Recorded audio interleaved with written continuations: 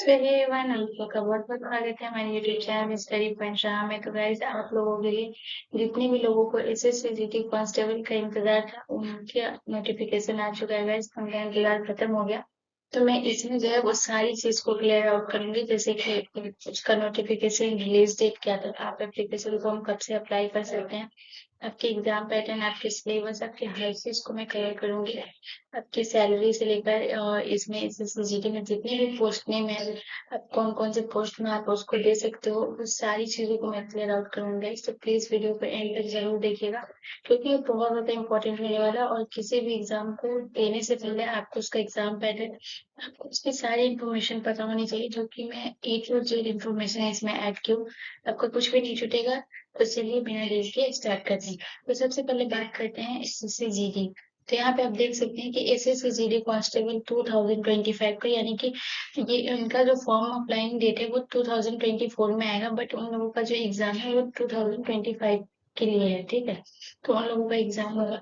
ठीक है, तो चलिए बात करते हैं। तो नोटिफिकेशन रिलीज डेट की बात करें, तो जो कि नोटिफिकेशन रिलीज डेट है वो आपका 27 अगस्त 2024, ठीक है। यानी कि 27 अगस्त 2024 को जो है वो आपका ये नोटिफिकेशन आउट हुआ है एसएससी जीडी कांस्टेबल का।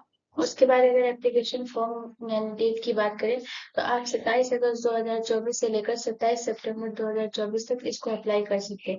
यानी कि अगस्त से लेकर सितंबर तक आपको टोटल एक मंथ का टाइम मिलेगा, यानी कि 27 अगस्त से 27 सितंबर तक ये फॉर्म अप्लाई कर सकते हो। और 27 सितंबर को आपका क्लोजिंग डेट होगा फॉर्म का। और अगर बात करें जॉब लोकेशन की, तो बहुत लोगों को मैं जॉब लोकेशन यहाँ पे इसलिए ऐड क्योंकि बहुत लोगों को लगता है कि हम एग्जाम देंगे तो उसका सेंटर कहाँ लेगा, कहाँ पे हम जॉब करेंगे, ये सारी चीजें बहुत ज्यादा दिक्कत होती है। तो आपका जो है वो जॉब लोकेशन होगा, ऑल इंडिया जो है वो आपका जॉब लोकेशन होगा। और अगर बात करें एग्जाम लेवल की, तो ये जो आपका एग्जाम लेवल है वो आपका नेशनल लेवल एग्जाम है। ठीक है, तो आपका एग्जाम जो है वो नेशनल लेवल एग्जाम होगा आपका। चलिए नेक्स्ट पॉइंट की बात करते हैं। ऑफिशियल वेबसाइट की बात करें, तो ऑफिशियल वेबसाइट है इसका https://ssc.gov.in पर जाकर आप इसको अप्लाई कर सकते हैं। अगर को अप्लाई करना है तो आपको मेरे डिस्क्रिप्शन में आपको इसका लिंक मिल जाएगा, आप वहां से भी जाकर इसको अप्लाई कर सकते हैं। तो गाइज आप पूरा चीजों को देखिए। अगर हम टोटल नंबर ऑफ वैकेंसी की बात करें, जैसे आप यहाँ पे देख सकते हैं guys कि टोटल नंबर ऑफ जो वैकेंसी है वो हमारा है 40,000 प्लस, यानी कि एक्सपेक्टेड है। guys, यहाँ पे आप यहाँ पे साफ तौर पे लिखा हुआ है कि एक्सपेक्टेड है। आप 40,000 प्लस बहुत बढ़िया अमाउंट की जो टोटल नंबर ऑफ वैकेंसी और बहुत अच्छा है। तो जितने भी लोग हैं, और इसका जो क्वालिफिकेशन है वो भी बहुत बहुत सब लोग इसको अप्लाई कर सकते हैं। तो मेरी तो यही होगी कि प्लीज आप लोगों को ये फॉर्म अप्लाई करना चाहिए। और अगर एज लिमिट की बात करें जाए, तो एज लिमिट है आपका 18 ईयर्स टू 23 ईयर्स। वैसे आपको एज रिलैक्सेशन मिलेगा, जैसे SC ST वाला के लिए 3 ईयर्स का उनको मिलेगा। तो बट मिनिमम ओवरऑल की अगर मैं बात करूँ एज लिमिट की, तो 18 साल से लेकर 23 तक, यानी मिनिमम 18 साल और मैक्सिमम आपको 23 साल की आपका एज लिमिट होना चाहिए। एग्जाम मोड की बात करेगा, तो एग्जाम मोड यानी कि आपका ऑनलाइन एग्जाम होगा। ठीक है, यानी कि आप ऑनलाइन एग्जाम लेंगे। ठीक है, अगर बात करें क्वालिफिकेशन की, तो क्वालिफिकेशन है तो यहाँ पे देख सकते हैं कि the candidate must have passed the grade 10 matriculation exam, यानी कि आपको किसी भी जितने भी कैंडिडेट है आपको 10वीं पास होना अनिवार्य है। तो आप किसी भी बोर्ड से हैं, आपको मान्यता प्राप्त बोर्ड होना चाहिए, वहां से आप 10th क्लियर के बाद तो आप इस फॉर्म को अप्लाई करने के लिए एलिजिबल है। ठीक है, चलिए नेक्स्ट पॉइंट की तरफ हम बात करते हैं एप्लीकेशन फी की। तो एप्लीकेशन फीस का ज्यादा नहीं है, ओनली 100 रुपीज है। तो यानी कि आपको एप्लीकेशन की ज्यादा फीस जो है वो ज्यादा अमाउंट पे आपको पे करने की जरूरत नहीं है। आपका जो एप्लीकेशन फी है वो आपका सिर्फ 100 रुपीज है। बहुत लोग जो स्टूडेंट होते हैं उनको एग्जाम लैंग्वेज में बहुत दिक्कत होता है कि हम हिंदी में देखें, इंग्लिश में देखें, इंग्लिश का होता है या हिंदी का होता है। तो अगर आप जिसमें भी देना चाहते हैं, आप जिसमें भी कंफर्टेबल हैं आप उसमें दे सकते हैं। यानी कि ये एग्जाम जो होगा वो हिंदी एंड इंग्लिश दोनों बेस पे एग्जाम होगा। जितने भी स्टूडेंट है वो हिंदी से देना चाहे हिंदी से दे सकते हैं, और जितने भी स्टूडेंट इंग्लिश से देना चाहे वो इंग्लिश से दे सकते हैं। तो इसमें कोई दिक्कत नहीं है, ये आप लोगों के ऊपर है, आप जिसमें कंफर्टेबल है। और अगर बात करें सिलेक्शन प्रोसेस की, तो सब किसी भी एग्जाम को जाने के लिए उसका सिलेक्शन प्रोसेस जानना बहुत जरूरी है। क्योंकि आपको पता होना चाहिए कि आप कैसे उस एग्जाम को क्रैक कर सकते हैं। तो उसका सिलेक्शन प्रोसेस बहुत इंपॉर्टेंट होता है। बहुत लोग बोलते हैं कि एग्जाम पैटर्न वो तो होता है, बट उससे भी ज्यादा मुझे लगता है कि सिलेक्शन प्रोसेस आप लोगों को पता होना चाहिए कि आपको कितने स्टेज से गुजरना पड़ेगा इस एग्जाम को क्वालिफाई करने के लिए। तो फिलहाल अगर अभी हम बात करें SSGD की, तो आपको टोटल 4 स्टेज से जो है आपको ये एग्जाम को गुजरना पड़ेगा, तब जाकर आप जो है वो इस SSGD में सिलेक्शन ले पाएंगे। तो सबसे पहले बात करें स्टेज 1 की, ठीक है। तो ये आपका कंप्यूटर बेस्ड एग्जाम होगा कि CBT या CBE जो भी कह लीजिए, कंप्यूटर बेस्ड टेस्ट या कंप्यूटर बेस्ड एग्जाम। तो यहाँ पे CBT भी लिखा सकता है या CBE भी लिखा सकता है, इसमें टेंशन की बात नहीं है। उसके बाद करें स्टेज 2 की, तो स्टेज 2 है आपका फिजिकल एफिशिएंसी टेस्ट यानी कि PET, ठीक है। तो इसमें आपका फिजिकल एफिशिएंसी टेस्ट होगा। जब यहाँ से आप क्वालिफाई कर लेंगे तो फिर आप आएंगे, एंटर करेंगे स्टेज 3 में, और स्टेज 3 में आपका होगा डिटेल मेडिकल एग्जाम यानी कि DME। तो इसमें आपका मेडिकल एग्जाम होगा, और उसका स्टेज 4 होता है डॉक्यूमेंट वेरिफिकेशन।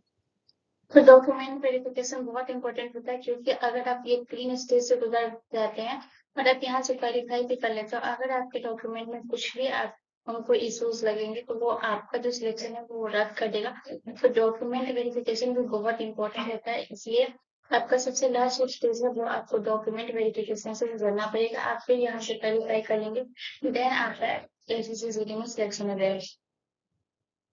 चलिए guys, अब नेक्स्ट पॉइंट को देखते हैं। अगला पॉइंट है, अब हम SSC GD का जो पोस्ट होती है उसको देख लेते हैं। तो आपको ये पता होना चाहिए कि आप जिस एग्जाम को देने वाले उसमें कौन कौन से पोस्ट आते हैं। तो ये भी आपको लगता है कि आप उसमें जो है वो आपको चुनने के लिए देंगे, तो आप उसमें आप दे सकते हैं। तो ये चलिए सबसे पहले पोस्ट देखते हैं। तो पोस्ट है बॉर्डर सिक्योरिटी फोर्स यानी कि BSS, सबसे पहला पोस्ट है बॉर्डर सिक्योरिटी फोर्स। उसके बाद है आपका सेंट्रल इंडस्ट्रियल सिक्योरिटी फोर्स यानी कि CISF, ये आपका सेकेंड पोस्ट है। उसके बाद है आपका सेंट्रल रिजर्व पुलिस फोर्स यानी कि CRPF। उसके बाद है आपका इंडो टाइबेटन बॉर्डर फोर्स यानी कि ITBP। नेक्स्ट पोस्ट की बात करें guys, तो ये है सशस्त्र सीमा बल यानी कि SSB। उसके अगले पोस्ट की बात करें तो है आपका नेशनल इन्वेस्टिगेशन एजेंसी यानी कि NIA।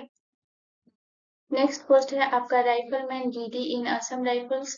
उसके बाद है आपका सेक्रेटरी सिक्योरिटी फोर्स यानी कि SSF। ये आपका जो है वो पोस्ट है। ये जितने भी मैंने पोस्ट नेम बताएंगे सब आपके SSC GD में, ये आपका टोटल पोस्ट नेम है, ठीक है। और अगर बात करें सैलरी की, तो यहाँ पे आप देख सकते हैं सैलरी जो मिलेगी वो आपको SSC GD constable salary 2025। The candidate will be paid 21,700 से लेकर 69,100 तक आपको जो है वो सैलरी मिलेगी, ठीक है। यानी कि 21,000 टू 700 से लेकर आपको 69,000 टू 100 आपको जो है वो सैलरी मिलेगी। ये आपका सैलरी, अब यहाँ से आपका सैलरी कुछ भी हो सकता है, 22,000 भी हो सकता है, बट जो मिनिमम है आपका 21, और आपका जो मैक्सिमम जाएगा वो 69 जाएगा। अगर यहाँ पे सबसे इम्पोर्टेंट बात हो जाती है निगेटिव मार्किंग की। यहाँ पे आपको पता होना चाहिए कि निगेटिव मार्किंग जो है वो क्या है। बहुत लोगों को इस चीज का इंफॉर्मेशन भी नहीं रहता है। तो आपको ये पता होना चाहिए कि आपका जो निगेटिव मार्किंग है वो कितना है। तो आप यहाँ पे निगेटिव मार्किंग की अगर बात करें तो for each incorrect answer in the CBT, यानी कि जो आपका जो कंप्यूटर बेस्ड टेस्ट है यानी कि उसकी बात कर रही है, जो आपका सबसे पहला स्टेज है उसमें कह रहा है कि for each incorrect answer in the CBT there is a negative marking of 0.50 marks, ठीक है। तो आपका जो नेगेटिव मार्किंग जाएगा एक इनकरेक्ट आंसर पे जो आपका जाएगा वो 0.50 मार्किंग है, ठीक है। तो आप देख सकते हैं ये आपका जो पहला स्टेज है CBT, ये ध्यान रखिएगा। यानी कि कंप्यूटर बेस्ड टेस्ट जो होगा उसमें आपका जो नेगेटिव मार्किंग है इस इनकरेक्ट आंसर पर 0.50 मार्क्स है। चलिए अब नेक्स्ट पॉइंट को देखते हैं। तो यहाँ पे देखते हैं SSC GD 2025 का जो एग्जाम पैटर्न यानी कि CBT का जो एग्जाम पैटर्न है उसको जान लेते हैं, जो कि आपका पहला स्टेज है। तो ये बहुत इंपॉर्टेंट होता है guys। तो यहाँ पे आपको एग्जाम पैटर्न है वो जानना जरूरी है। कितने नंबर का होता है, total number of question, total marks and duration, ये सबसे ज्यादा इंपॉर्टेंट होता है। तो इसको ध्यान में रखना सबसे जरूरी है। तो चलिए सबसे पहले सब्जेक्ट की बात कर लेते हैं। तो जो सब्जेक्ट में जो आपके पूछे जाएंगे, जनरल इंटेलिजेंस एंड रीजनिंग पूछे जाएंगे। उसके बाद है आपका general knowledge and general awareness है। उसके बाद है एलिमेंट्री मैथमेटिक्स है। उसके बाद इंग्लिश या हिंदी, यानी कि जो स्टूडेंट इंग्लिश लेंगे उनको इंग्लिश मिलेगा, जो स्टूडेंट हिंदी का चयन करेंगे उन्हें हिंदी मिलेगा, ठीक है। तो इसमें आप आपका चॉइस है, आप इंग्लिश लेना चाहे तो इंग्लिश ले सकते हैं, आप हिंदी लेना चाहे तो हिंदी ले सकते हैं, ठीक है। तो ये है। तो सबसे पहले अगर बात करें जनरल इंटेलिजेंस एंड रीजनिंग की जो बात करते थे, इसमें टोटल नंबर ऑफ क्वेश्चन आपको 20 मिलेंगे, ठीक है। और इसका जो आपको टोटल मार्क्स है वो आपको 40 मिलेंगे। यानी कि आपको यहाँ पे ये ध्यान रखना है कि आपका जो एक क्वेश्चन होगा वो आपका जो होगा वो 2 नंबर का होगा। तो ये आपको बहुत अच्छे से देना है, ठीक है। तो एक क्वेश्चन जो है वो आपका 2 नंबर का है। उसके बाद अगर बात करें general knowledge and general awareness की बात करें, तो ये भी आपका जो है टोटल नंबर ऑफ क्वेश्चन 20 रहेंगे। और इसमें भी एक क्वेश्चन जो है वो आपका 2 मार्क्स का रहेगा, और ये आगे जाके आपका जो टोटल मार्क्स होगा वो 40 होगा। फिर अगर बात करें एलिमेंट्री मैथमेटिक्स की बात करें, तो इसमें भी आपका जो है वो 20 नंबर का होगा।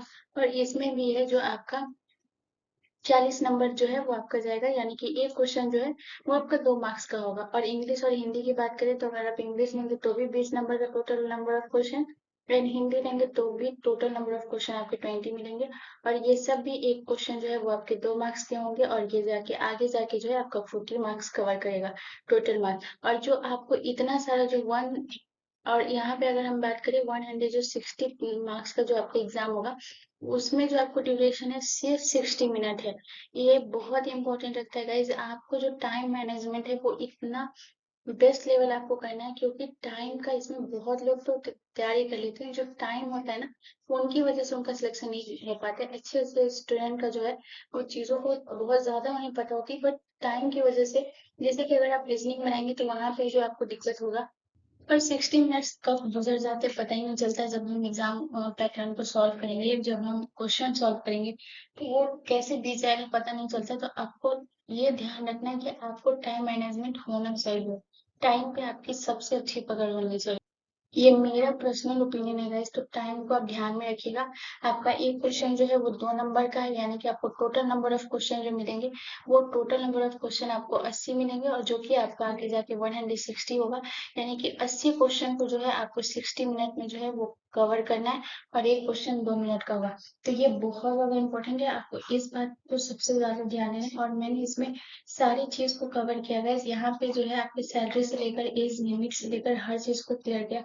अगर फिर भी आपको कोई भी कंफ्यूजन हुआ तो आप मुझे कमेंट बॉक्स में जरूर बताइएगा, मैं वहां से आपको जरूर रिप्लाई करूंगी। और दूसरी चीज ये है कि अगर आपको ये वीडियो पसंद आए तो प्लीज मेरे चैनल को लाइक शेयर एंड सब्सक्राइब जरूर कर लीजिएगा, एंड सब्सक्राइब जरूर कर लीजिएगा, ताकि आप एंड बेल आइकन पर भी जरूर क्लिक कर लीजिएगा, ताकि मेरी वीडियो की जो नोटिफिकेशन है वो आपको टाइम से मिलती रहे। और मैं ऐसे ही नोटिफिकेशन वीडियो लाती रहती हूँ आपके वैकेंसी की।